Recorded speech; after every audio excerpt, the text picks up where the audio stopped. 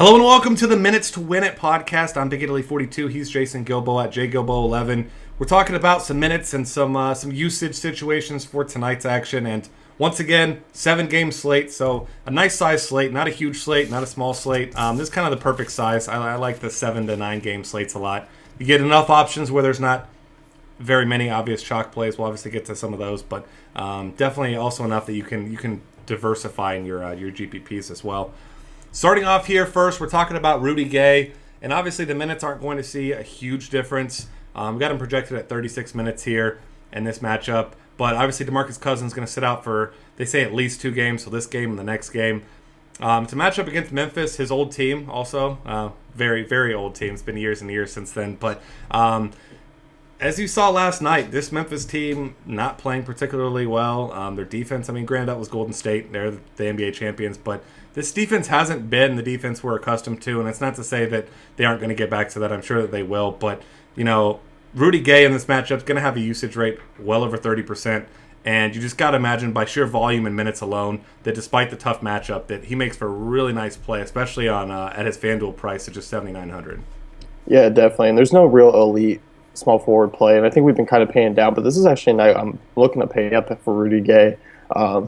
Especially since he can play the 3 and the 4, so he's definitely going to see those minutes where Kufos and Willie Cauley-Stein are going to, rotate around. If he does match up against Zach Randolph at the 4, he'll eat that all day. Yeah. Good luck to Zach Randolph. Zach Randolph can't defend actual power forwards. He definitely won't be stopping Rudy Gay, so that'll be I kind of hope we see that matchup quite a bit because that's going to be a feast for Rudy Gay. Next up, a guy that's seeing big minutes, and he's producing too, Marcus Morris. Only $5,800 on FanDuel, and as you're looking at the leaders in minutes per game this season, he's up there tied for second with George Hill at 38 minutes per game. And while you don't necessarily expect he's going to maintain that, he played 42 minutes against Chicago. This guy scored at least 14 points in each game. He's got at least 6 rebounds in each game. So if you just need a cheap filler, there's no offer for Okaminu to put in at small forward today. And due to price, the fact that he has been producing, it's not a sheer minutes play, but he's going to see 35 plus. And he just makes a lot of sense as a cash game filler. Probably not a guy you're going to play much in tournaments because he's going to be really highly owned, I would imagine. But it makes for a really nice cash game play tonight. Yeah, I'm with you there. He's been so solid, and Van Gundy's loving him. He's been high praising him since the start of the season, and why not? In Indy, their defense isn't too solid, so you got like Morris in this matchup.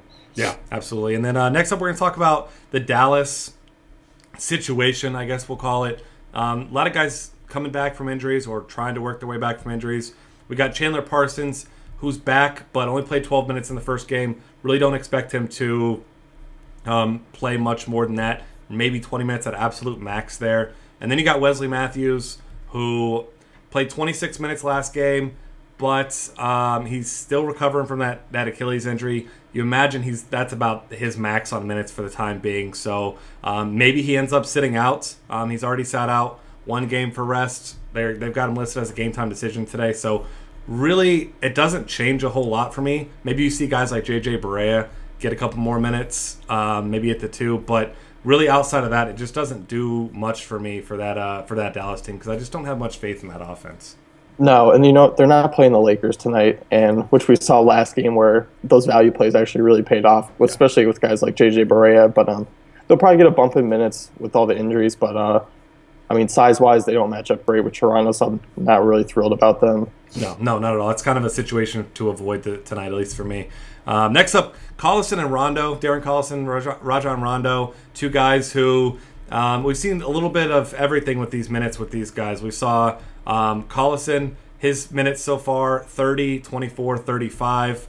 And then Rondo, his minutes have been 25, 24, 33. But like you point out for the show, this was a situation of DeMarcus Cousins getting hurt, this team going small. Don't really expect 30-plus minutes for either of these guys here. And even if you do, it's not a great matchup for them anyway against Memphis.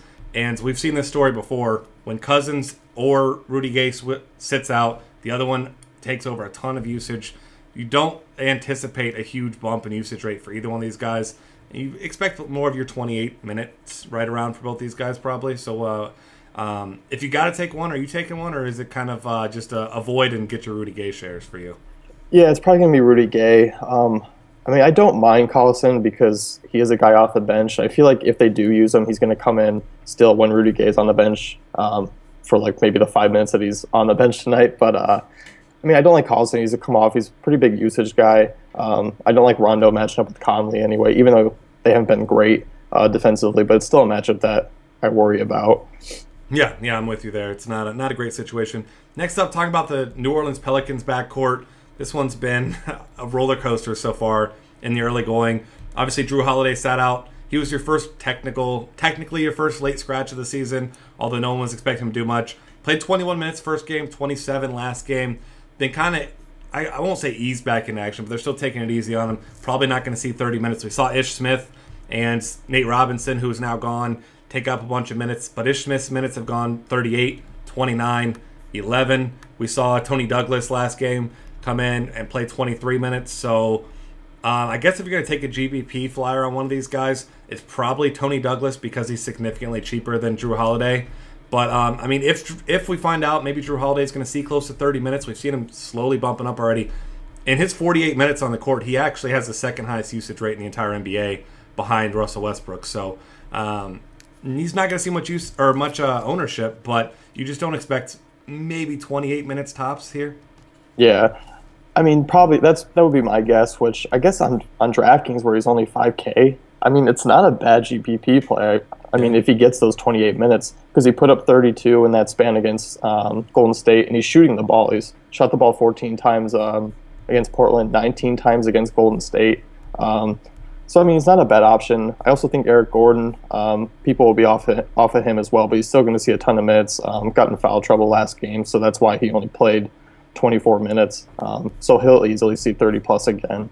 Yeah, definitely. And then another guy who's seeing big-time minutes now, 27, then 45, which was an overtime game, a two-overtime game, actually. And then 35 is Evan Fournier, who playing at the 2 there for Orlando.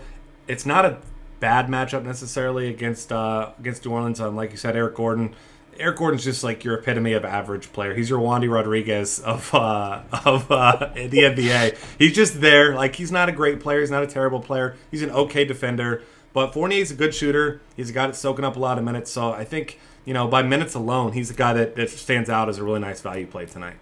Yeah, I love him. I mean, we're both not really paying up at shooting guard tonight, I think. So we're looking at guys like this who are going to be big minutes guys. Got a nice, decent floor. Yeah. Another guy that I would really love to play tonight, but it's going to be tough because of certain guys named Julius Randle and Anthony Davis. Marvin Williams seeing big-time minutes, over 35 minutes a game. He's played 38, 36, and 33. Double-doubles in 2 games. The other game, 15-5 with 3 blocks. He's playing big minutes there because they finally realized that he's way better than Zeller. It took him long enough to realize this. But facing off against Chicago is not a ideal matchup for him, but a guy that's locked into 35 plus minutes we'll say 33 plus, averaging about 35, but he's only $4,800 on FanDuel. So if you're not going expensive, if you want to pay up at other positions, I mean, you can go with like a Marvin Williams, Julius Randle front court and at power forward there, and I don't think it's a bad way to go because he's been playing well. It's not sheerly a minutes play. Yeah, and like you said, Chicago, they're a big team, but they're not the defensive juggernauts they used to be. And looking at who he's played so far this season, he's played Miami, he's played Atlanta twice, and, decent size from both those teams there. And he's been putting up nearly a double-double a game.